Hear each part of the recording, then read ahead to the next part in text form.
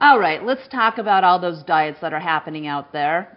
We know who's doing them, right? We know who you are. Okay, do you want to eat better this year? So listen to this particular stat. Some experts say that we make 200 food decisions per day.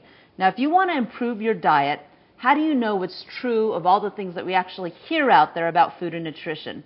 Well, registered dietitian Melissa Dobbins, she's always here to sort things out. She's a spokesperson for the Illinois Dietetic Association. And you have 3 different questions that we're going to kind of tackle here now that everyone's doing their diets, if you will. That's right. It's a good time of year to expose a few nutrition myths. And we've got 3. The first one is, do low-carb diets really work?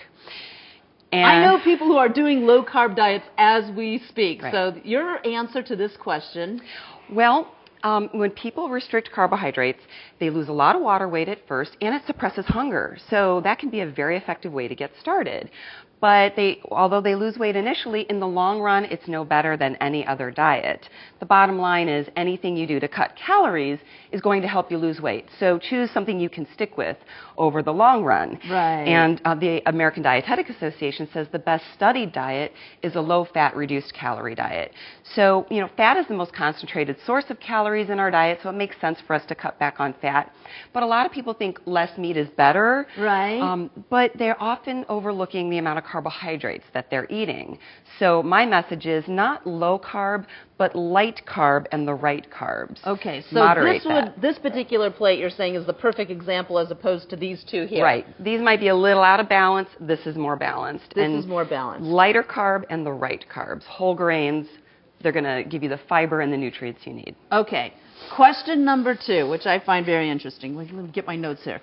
Does sugar cause hyperactivity? And you know every mom out there, every parent, dads too, like you think you give the kids sugar and next thing you know they're bouncing off the walls. Now, does it cause hyperactivity? Yes or no? Fact or fiction here? Contrary to popular belief, sugar does not cause the blood sugar to spike up and then crash.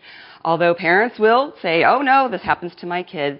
When kids get all excited about the party, it's not necessarily what they ate, it's the excitement itself and the fact that they're going to get these foods. Okay, so I know adults who use the same excuse. So how about with adults? Same thing? Right.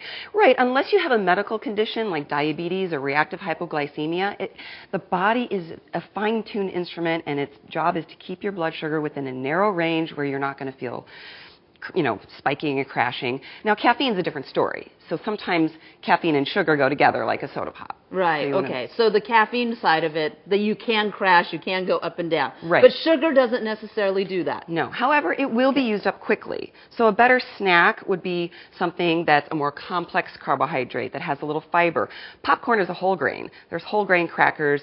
There's a trail mix that can give you some more staying power. Add a little protein like yogurt, cheese, or eggs, and it's going to stay with you even longer. Okay, so like if you're with sugars, I'm just curious here. What do you recommend as far as being able to have them? Like dessert every day is a bad idea? In moderation. Most people, you should limit your sugar intake, definitely, for a healthy diet. And for most people, that's no more than 100 or 200 calories of added sugar a day. So it's a small amount. Go for a mini candy bar instead of the big candy bar. The bottom line is, don't overdo it, but don't make a big to-do out of it either. Okay, so question number 3 here. Are organic foods better for you? Right. I think everyone thinks, yes, they are. Right. There's a big fear factor here. People are afraid if they don't choose organic foods, they're not going to be healthy or they're not doing the right thing for their family. But the American Dietetic Association says that conventionally produced foods are just as safe and nutritious as organic foods. And keep in mind, a lot of people don't realize organic, natural, local, and sustainable are 4 different things.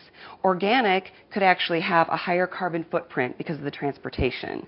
A conventional farm can be just as sustainable as an organic farm. So my message is be informed and unafraid. We have a very, very safe and nutritious food supply. There are choices in the marketplace for people's preferences. All right, so all kinds of different food myths there, and go light on the sugar. Note to self, takeaway for today.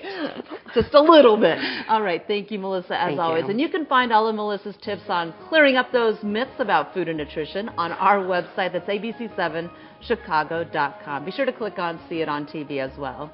A live look outside this morning. It is cold out